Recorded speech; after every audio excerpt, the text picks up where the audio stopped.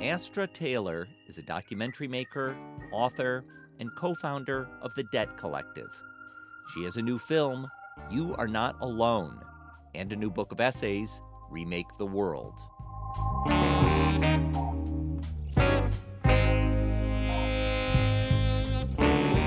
I'm Tom Powers, and this is Pure Nonfiction. The last time I interviewed Astra was 2 years ago, on episode 93. At the time, she had a new film called What is Democracy? And a new book called Democracy May Not Exist, but We'll Miss It When It's Gone. Now she's back with a new short film and another book. Alongside these works, she spent much of the past 10 years helping to organize the Debt Collective that brings together debtors like a union to harness their combined power. In 2015, they helped lead a student debt strike that forced the U.S. government to take actions leading to over $2 billion of debt cancellation. Now the Debt Collective is negotiating with the Biden administration to bring further relief.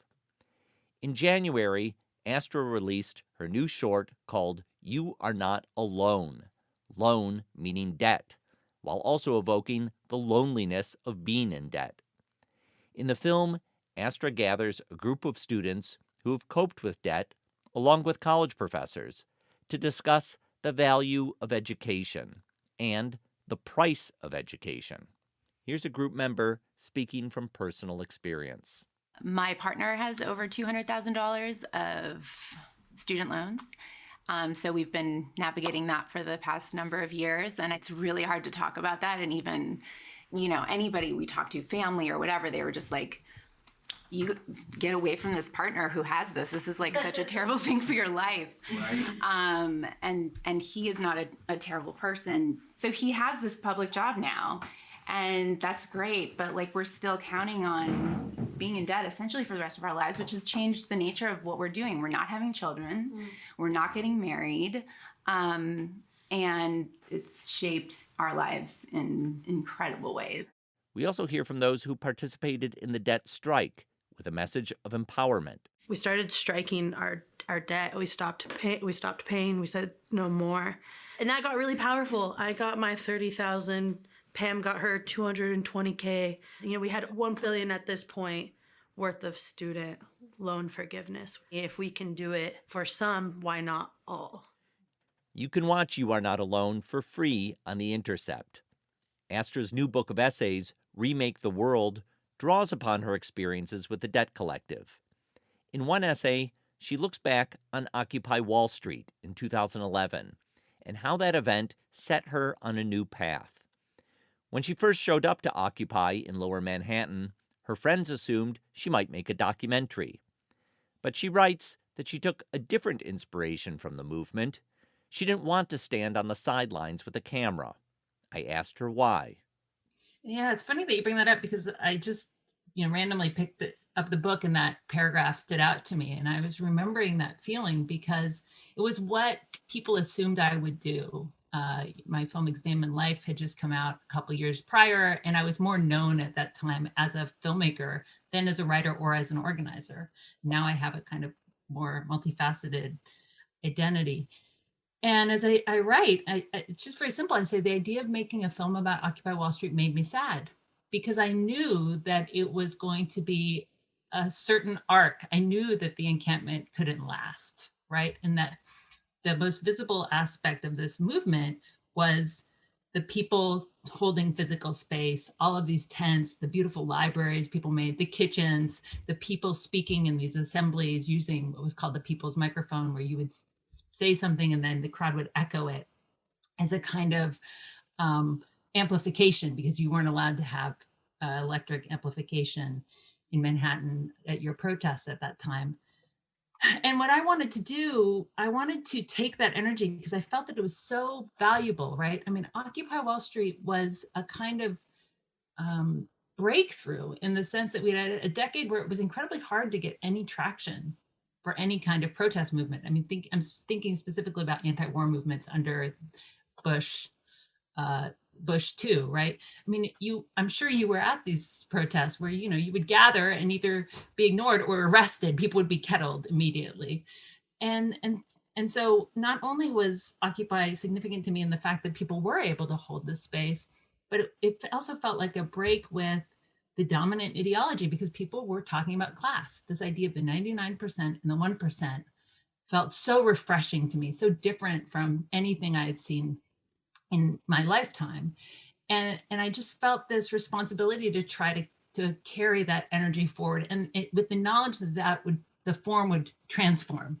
It wouldn't be about having a tent, but that it would have to take some other form. And I didn't know in the beginning what that other form would be or the ways it could manifest. I just knew that it would have to change, and that if I had been in the filmmaker mode at a remove, I couldn't do my part. I wouldn't be able to really kind of put my energy into actually making the thing. I would be in the mode of reflection and representation, and at a kind of distance and remove. And it was just this moment where I just felt like this is my chance to get off the sidelines. The last thing I'll say about it is that one thing I had done in that 10 years, and I write about this in that same essay, is that I had been reading and studying social movements of the past, specifically of the 1960s and 70s. And I had been trying to write something. I'd basically been wondering, why aren't there social movements? Why can't the anti-war movement get off the ground? Why is this different than what previous generations experienced? What are the conditions shaping our political possibilities and our ability to create solidarity?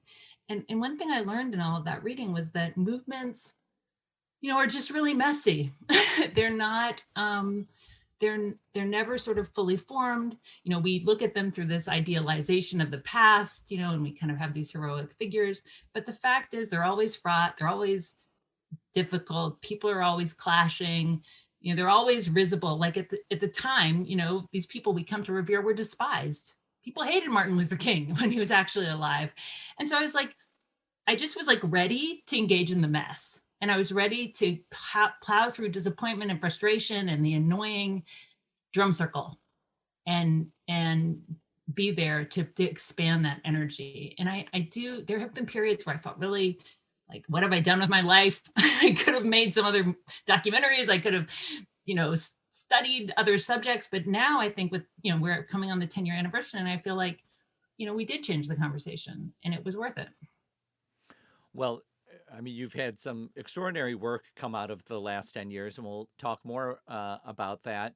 But when I read that, I think something that struck me is that, to my knowledge, we still don't have a great documentary about Occupy Wall Street. I remember at the time feeling like, oh, this is going to be an extremely well-documented event. I can't, count the number of cameras that I would see down there.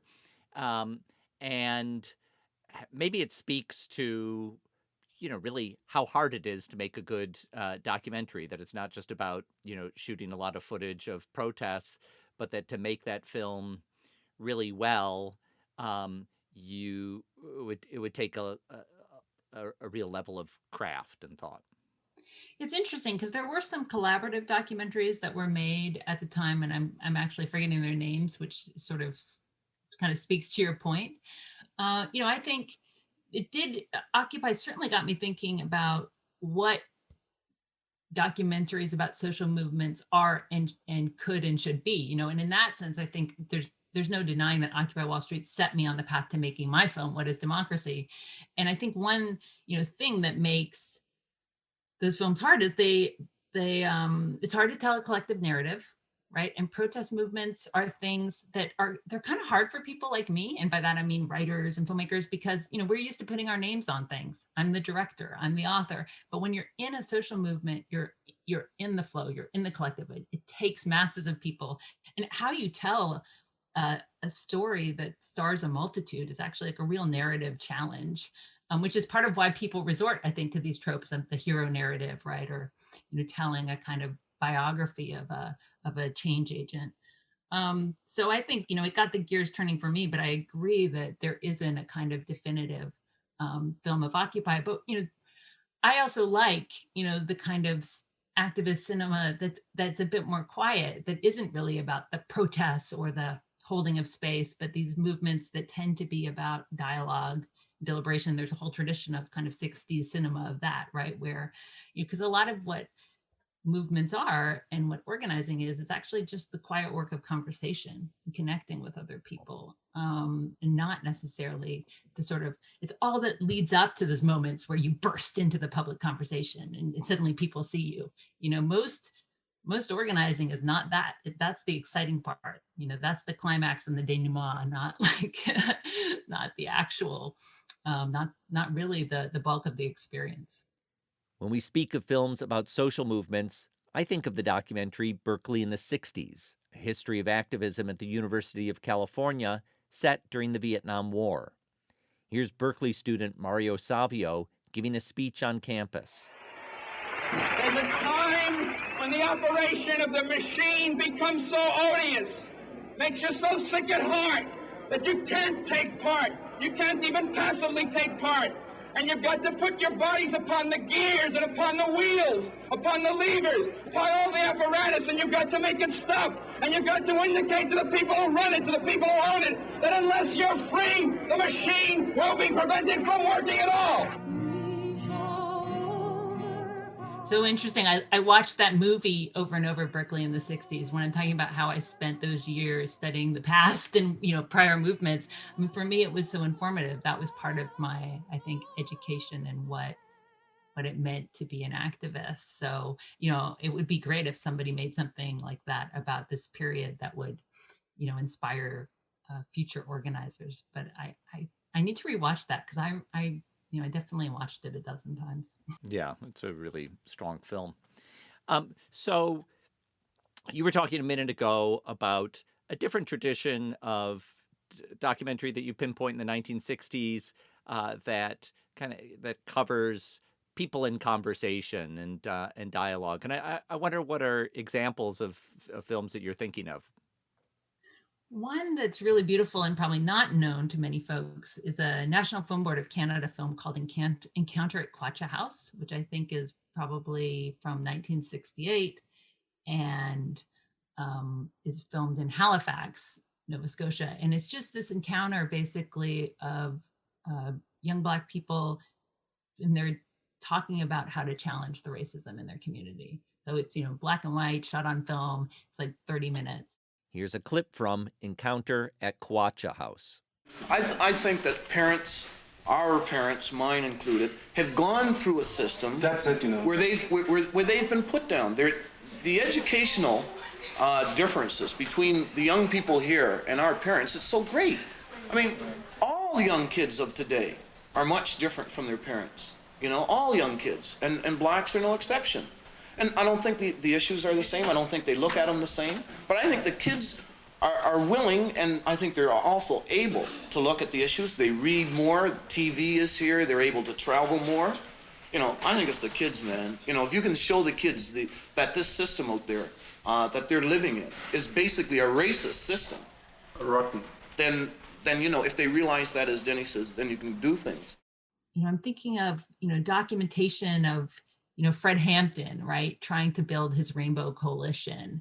And what you just see is these incredible, intimate encounters where people are talking about the conditions of their lives, and trying to bridge the gap between Black and white, trying to think about class. And so those films always run kind of true to me because, again, what we tend to see in most media portrayals and representations are the exciting moments, the clashes in the streets. And those moments are really important. I mean, being tear gas will radicalize you for sure. And, images of that will radicalize witnesses, people who see them.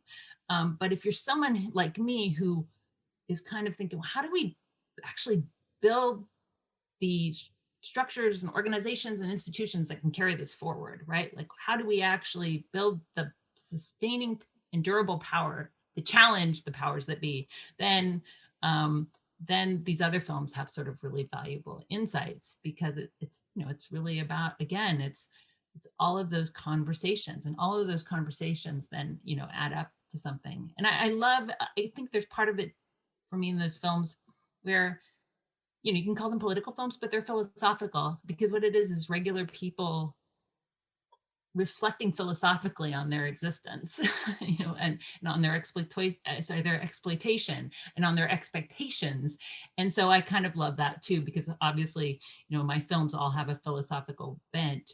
And so it's a kind of democratic philosophy that's being done in those films as well, which I love. And this is, I've said this before, but part of, I think, why Occupy got under my skin that first day is that, I got up in the morning, my friends who had helped plan it had been, asking me to come to the meetings, and I hadn't gone. I went the first day, and I just thought, well, okay, another march. We're going to go with our signs. We're going to yell at the New York Stock Exchange, and I'm going to come home, and my throat's going to be hoarse, and whatever. But we didn't do that. We walked to Zuccotti Park, and we all sat down in these tiny circles with 10, 12 people, and we just got to know each other. And we literally just talked about the question, why are you here? What brought you here? And what would you like to see changed? And it was so powerful. I mean, that just would appeal to me, I'm sure, but knowing who I am. But what it did was it forged these really strong bonds. The people I sat with that day, who I'd never met before, I'm still in community with.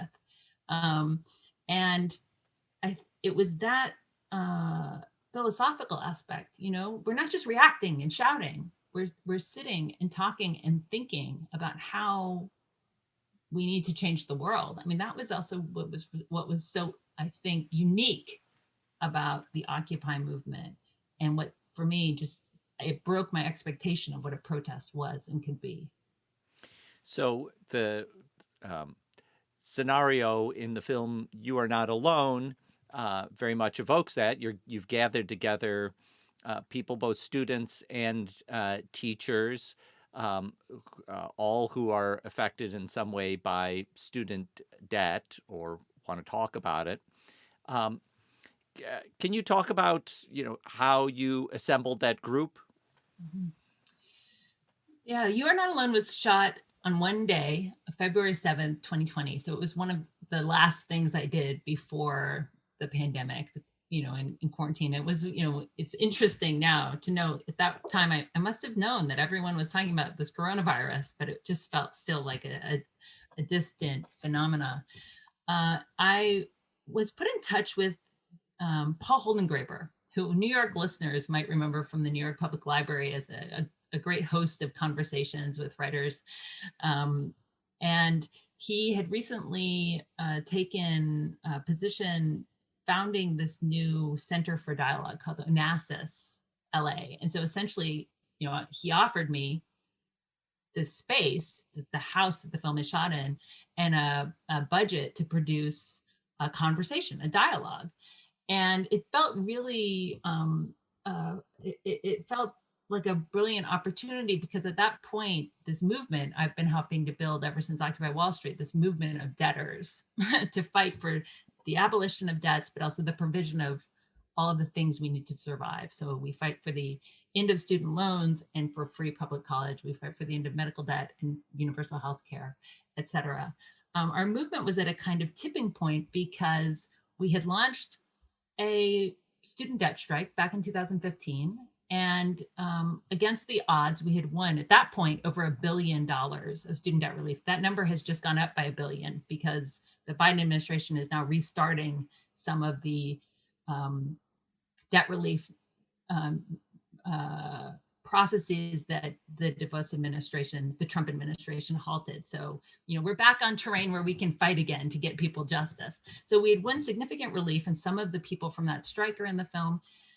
But also our message was being taken up by politicians on the national stage. Suddenly we're in a situation where Elizabeth Warren and Bernie Sanders, and even the other candidates, now even Joe Biden, said, yes, okay, we need to cancel student debt because this is an issue of justice. And in fact, around the period we filmed, Elizabeth Warren had just accepted our legal theory for how the federal government can cancel all federal student loans. So all basically almost $1.7 trillion of student debt. So we're kind of at this tipping point and wondering what's next for us? What's next for our movement? Where do we go from here? And of course, we didn't know what was next. Didn't know a pandemic was coming. right? Like we had no idea what was happening, what was about to befall us. But it was an opportunity to reflect on our situation and be in dialogue with people we wanted to be allies with. So I invited Wendy Brown, the brilliant political theorist from Berkeley, Dylan Rodriguez, who helped found Critical Resistance with Angela Davis and others, Barbara Ransby, the brilliant historian of the Civil Rights era. She wrote a wonderful biography of Ella Baker, Stephanie Kelton, who is a leading economist who is really, pushing forward the conversation and pushing the Biden administration to, get over the long resistance to deficit spending that has shaped politics in this country. So it's just a really interesting group of people kind of co-learning, because we have people who attended predatory for-profit colleges talking about their experiences and sort of, enlightening these esteemed academics. And so it becomes this space where you just see people asking questions and kind of plotting a course forward. That's just a very, in my opinion, what I tried to do and what it is, it's like an authentic account of how these movement spaces feel, right? And hopefully it's edited in such a way as to kind of spark epiphanies in the viewer, because people say a lot of interesting things in this conversation. So it was about 5 hours in real life, whittled down to 45 minutes. I saw another conversation you did with Wendy Brown talking about this, where she described that in the room, some people were ostensibly teachers and some students, but there was learning going on back and forth. The teachers were learning from the students in that room as much as vice versa. Yeah, and that was really, something that we, and when I say we, I mean me and my collaborators at the Debt Collective. So that the Debt Collective is this union for debtors that we founded in the wake of Occupy Wall Street. And also my collaborator, Eric Stoll, who's a wonderful filmmaker. What we cultivated that. And so the space is set up to reflect that. Everyone's sitting in a circle, for example, right? So it's not one person at the podium. And the one thing I said to the student debtors and the activists in the space was, there's no stupid questions. Don't be afraid to ask for clarification, because actually that's educational for these academics. They need to know when they're using jargon. They need to know when they're using words that are not legible and familiar. And for instance, there's a moment where an academic uses the word austerity, which is not a particularly jargony word, but one of the students says, I'm not sure what you mean by austerity. Can you describe that? Yeah. And so meritocracy comes up. And in fact, one of the long discussions that wound up on the cutting room floor, and it was actually, in my opinion, kind of the most interesting as it unfolded, but it was just too long for the film, was a discussion of what neoliberalism is, right? And neoliberalism is very hard to explain concisely. And so that, but I think that, I wanted to show in a way, the film is about releasing shame, right? So in a way, it's the releasing the shame of indebtedness, because that's something Barbara Ransby says in it. She says, wow, people here are talking about their debts, their struggles. And it reminds me of work in the prison abolition space, where also people are stigmatized and have shame. But it's also about, the film also shows people sort of having no shame about asking questions, and admitting they don't know things. And that to me is just a really important ethos to cultivate. I'm a huge proponent of just shameless curiosity, I guess. And so I wanted to demonstrate that as well in the project. Let me go back to what you were describing before about this achievement of the Debt Collective to support this student debt strike that, as you describe, helped clear $1 billion of debt. Here's a case where I can admit to not knowing. I don't really understand how that worked. Can you describe what the student debt strike was? In the film, someone says that it was just 15 people who were striking and caused this to happen.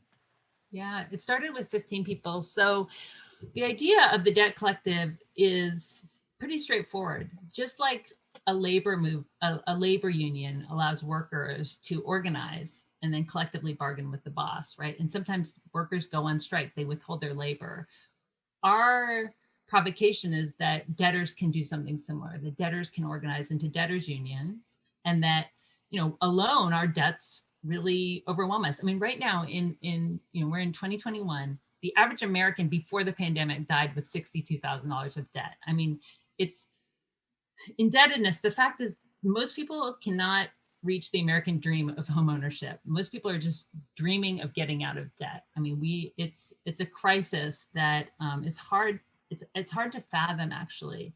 And in my work as a organizing debtors, I encounter incredible pain every day. I mean, people who are just, because of the way compound interest works, because of the way fees and penalties work, they just are in these holes trying to just survive, to put food on the table for their families, to keep a roof over their heads, to get an education, and to get medical treatment.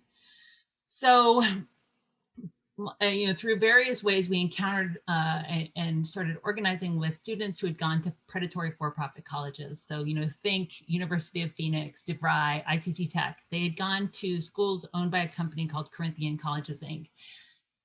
People who don't know much about these schools don't realize how huge they are. These companies serve hundreds of thousands of students. They're the main producers of Black graduates in this country. So it's incredibly racialized.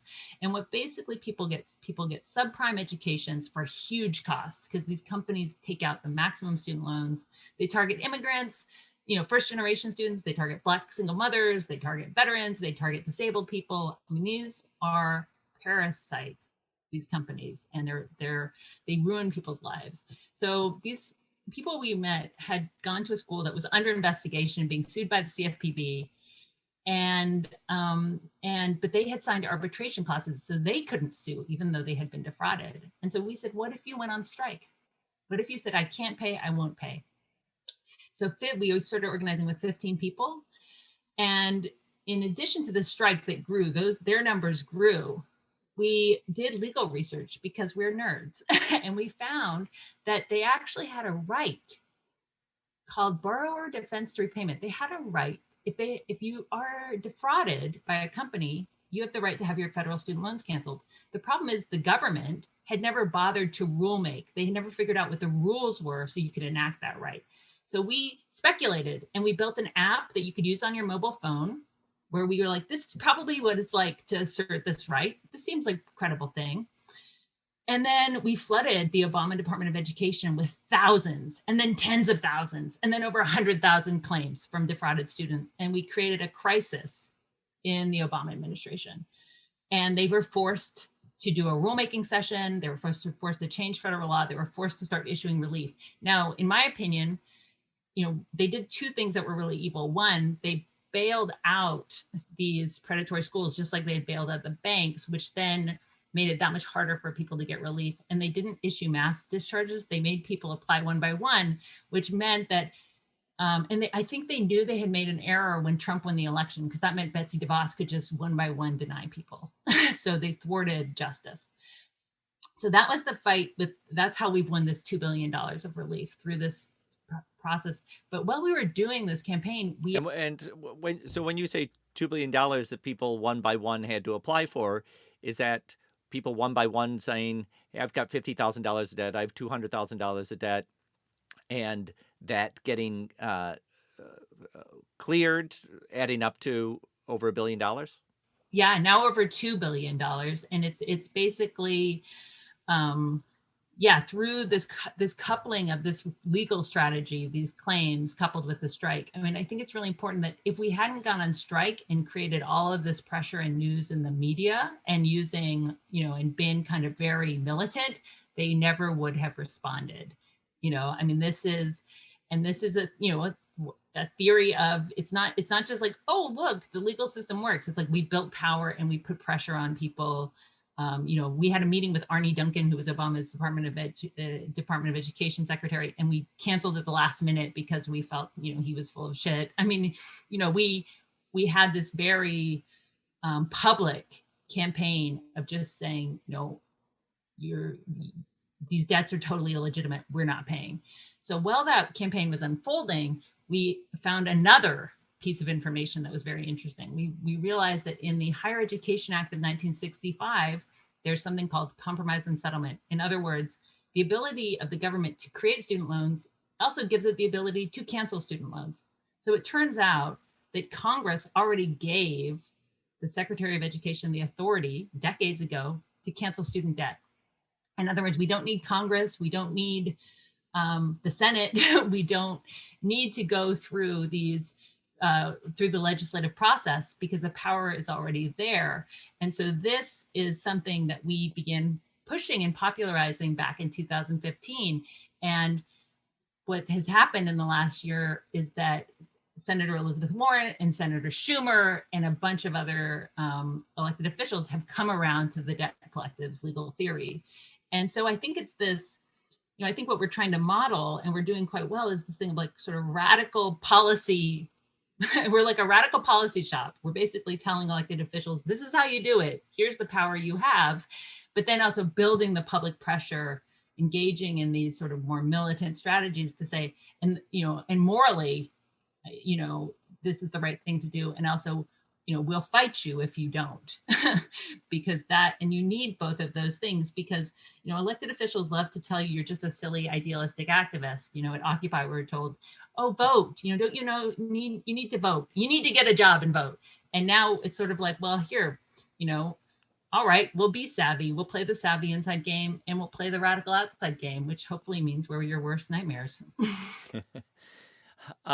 So talking now, May 17th, 2021, where is the movement at right now in putting pressure on the Biden administration to make some moves to cancel student debt?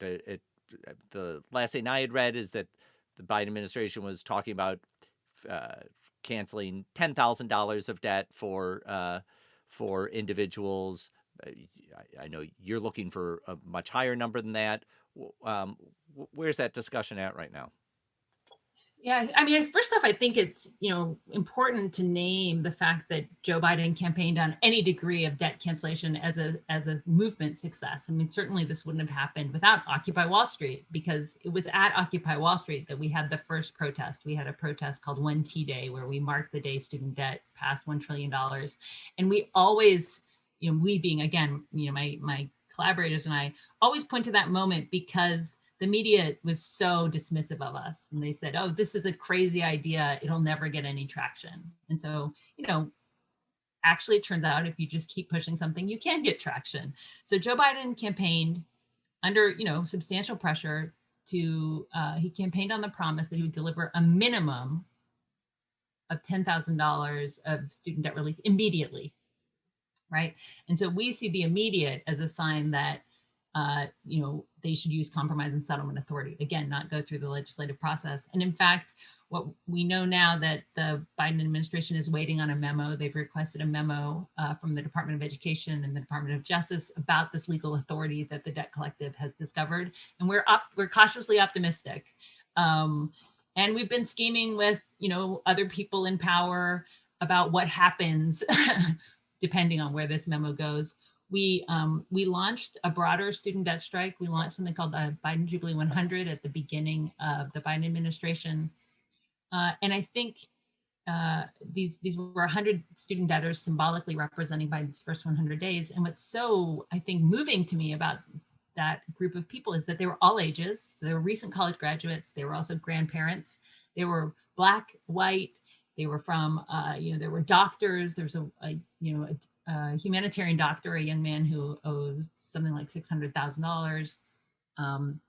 People who were in an okay place until their spouses died and then their finances collapsed. I mean, you just have this incredible, To be clear, this is debt. This is not just student debt you're talking about. It's medical debt. And no, these are all student debtors. Okay. All student debtors still, specifically targeting the Biden administration and saying, you have the power to do this. We know you do. So, don't disappoint. And trying to drive home what a popular action this would be. I mean, I think if the Biden administration follows up on its promises, it will be historic, and it's something people will really take note of. It's popular across the political spectrum. It's popular with Republicans. So, we're continuing. We just had a National Week of Action, and there were protests in, almost a dozen cities. So we're organizing. That's what we're doing. We're sticking with it. And it's not what I necessarily imagine my personal destiny would be. But it's this experiment that I'm part of that, is playing out. And I'm hoping that it opens the door to new creative thinking and new movements, that other people will carry forward. I want to ask you about, your own personal destiny and how you see your own role in this, because 10 years ago when you first showed up at Occupy Wall Street, you were primarily a filmmaker in your actions.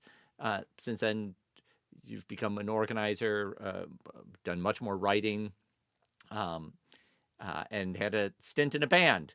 And it feels like the things that you've described, what you've been able to accomplish with your comrades in the last 10 years is extraordinary. Wiping out $2 billion of debt is a bigger action than anyone who's made a film in the last 10 years can boast, as far as I know. So in some sense, that must feel very satisfying from the last 10 years. But I also sense in you an eagerness to kind of get back to your creative side and the things that you might be sacrificing when you're spending time in organizing meetings. I wish, I think people have different temperaments. It's something else I think I say in that essay, which is there's this attitude and I, people say, oh, well, they're an activist and I'm not, right? And I guess I feel this duty. It's not really a desire. It's a sense of duty. It's like, and it's also this sense that, well, why would I write about things or promote things conceptually if I'm not actually trying to enact them? I mean, I suppose in that sense, I'm very kind of romantic. I think you have to try to enact your values. But organizing goes against the grain of my personality in lots of ways. I like to read and write, which is a really solitary activity. And creativity is nice. I mean, activism is very reactive. You have to react to opportunity and circumstance. And, it's really focused on, the suffering of the world, which is, can be overwhelming. And it's also hard to bash your head against the wall. It's like, we're just asking for the ability to live with dignity. Why does this have to be so hard? So I think I cope with it by kind of having this ebb and flow where I get really into it. And right now I'm really in it. I'm in the organizing because we have an opportunity. The Democrats have a trifecta, however fragile it is in Washington. And I'm scared of what the future might bring, so I'm trying to do what I can in this moment. But I'm also cultivating seeds of projects that might nourish me in a different way when the opportunity presents itself. Because I think it is interesting. It's like, what are projects for? With organizing, I want to cancel debt. I want to change policy. But when you make a film or make art, you're looking for a different kind of, you can't judge it by those metrics, right? Like it's a different, it's just a different mode of engagement and a different kind of return that you're seeking. I want to ask you about a dialogue that comes up in You Are Not Alone. The question arises over the slogan, College for All. And there's a South African professor in the room who's advocating we should just declare college for all and figure out how to plan around that later. Because if you try to plan what it means ahead of time, you'll never get around to a movement growing up around it. And there are other academics in the room, notably historians, who are saying, well, hang on, that can be a risky move. Here's a bit of that exchange in You Are Not Alone. Yes, but if the argument is that you can't move unless we have a clear plan, we will never move. Exactly. Well, because then you get stuck with only intellectualizing. Many of the problems of the 20th century in terms of radical change have been not having a thorough enough plan. We've seen this happen. I don't think this is the argument, is that there needs to be a plan before we act. We're saying as we act, we need to be critical of what we do, because there's already a plan already inside of your demand. So when we say free college for all means something already. It means not black, not indigenous, not marginalized. Almost nobody listens to historians. I think to their detriment. I know we're annoying, but we're nervous because we see patterns. We've seen how shit has hit the fan before. We've seen how stuff's been co-opted, and we're just offering, case studies. So it's an interesting contrast of viewpoints about tactics, and I wonder how you think about that discussion. Yeah, I really liked that moment. I mean, obviously, I put it in the movie. I mean, one thing, the film, it's in 3 parts, right? So the first part is really people talking about debt. It's called Debt. The second part is education, and it's more the professor's point of view talking about being academics. And the third part is liberation. And dusk is kind of following, so there's natural light. I didn't like the scene. It's getting dark. And Barbara Ransby is like, let's have some wine. And it loosens up, in the last act. And then you get into these timeless activist conundrums. And then this is one of them, right? It's like, do we need the 10-point plan? Or or will that make us too rigid? And should we just try to respond to the opportunity that presents itself? And so there's this debate that's going on. And, and I think it's something that people often wrestle with. Activists are often, the power structure often tells us well, what's your plan? As though we need to dot every I and cross every T before we can say, hey, this is wrong. Hold on, police shouldn't be killing Black people. And they're like, well, what is your 100% plan for restructuring the entire criminal justice system and the society? And the truth is, activists have a lot of ideas. I have a lot of ideas. We all have a lot of ideas. But there is this sort of paradox here, or dialectic, as someone says in the film. And the thing is, you can have beautiful plans, you can have beautiful laws. In fact, there are lots of wonderful laws on the books in this country that don't mean anything because we don't have the power or the will to actually live up to them, right? So just, as I just said in the Debt Collective's work, it's actually been about discovering these rights that are on the books that are just dusty and never used because, their debtors don't have any power. And it's actually the creditors who are lobbying and getting and pushing things in their favor. So yeah, my view is that, we have to live in that tension and that dialectic. And that is why, as much as I'm saying that organizing is reactive and tiring, it is also really educational. I mean, you learn so much. It's that mix of theory and practice. And so it's got me thinking, out of the film, You Are Not Alone, I wrote this essay called The End of the University that's actually in Remake the World. It was published in the New Republic, where I actually am like, hold on, well, what would college for all really look like? What about, what do we mean by that? What would education be in an egalitarian society? And so then I sort of research and think about that and enlarge my thinking and deepen my assumptions about what that could be. So there's always more. There's always more to think about. There's always more to plan. But I just, but I felt that exchange in particular was a real, even though we were talking about debt and education, it was kind of something that you could see you could see that exchange across different domains of activist life. You can imagine climate justice activists having the same discussion, or prison abolitionists having the same discussion. How much do we need? How do we need our white papers, or do we just need to get organizing? The video, You Are Not Alone, is dedicated to the memory of David Graeber, who died last year. He's the author of the books Debt and Bullshit Jobs, A Theory. Can you describe who David Graeber was to you? David Graeber, yeah, he was my friend.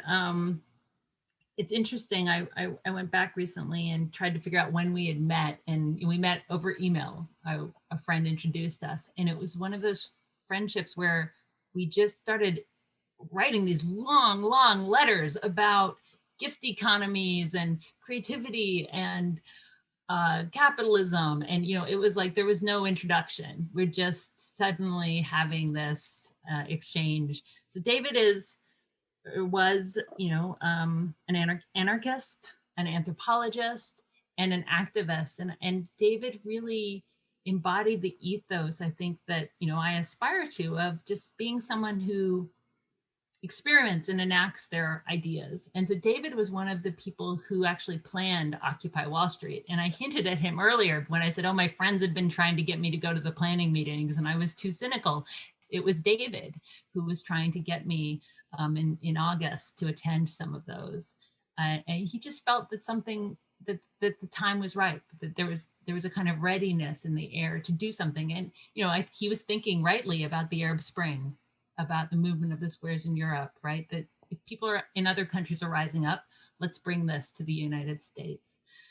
And then he recruited me really actively into the debt resistance movement, into what would become this kind of think tank almost that, David had to move to London for work, but that we would continue that and build the Debt Collective. So, he put so many of these ideas into words. He did so much of the historical research in his brilliant book, Debt, that you mentioned. And we're trying to make David proud, still. And losing him last year, he didn't, it wasn't COVID, but just a really unexpected death. And he was, still so young, was a real tragedy. And, and I think, well, for so many reasons, just as his friend, but because he was someone he was outside the box. and that's where we need to be, it's that creative spirit of like, yeah, let's learn from past movements and then let's rearrange them, remix them and try to make something totally new. Why do we have to pay our debts? This is the thing David asked. And I reread Debt this year, actually, because I wrote a piece that's in this collection. And what I found so fascinating about his take was just the radical vision that he's in. Because as I say in the piece, I think there's still part of me that wants to do this moral accounting of who owes what to whom, and David, the true anarchist that he was, just wants to obliterate that mindset, and live in an economy of credit, of generosity. And so, to this day, David's still challenging me, to be more idealistic, to see all of the cooperation and all of the camaraderie that actually is part of our daily lives, that we're taught not to notice. And yet, I still feel like, even though he would hate it, that I owe him this tremendous debt.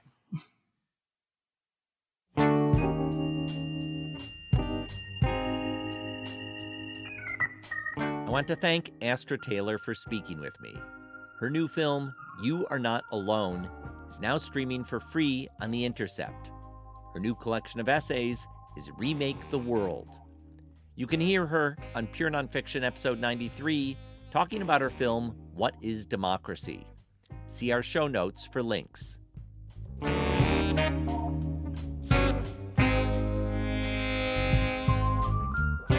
Thanks to our team, series producer Hannah Nordenswan and web designer Cross Strategy. Our theme music is composed by Andre Williams, and our executive producer is Rafaela Nehausen. I'm Tom Powers. You can follow me on Twitter at THOMPowers.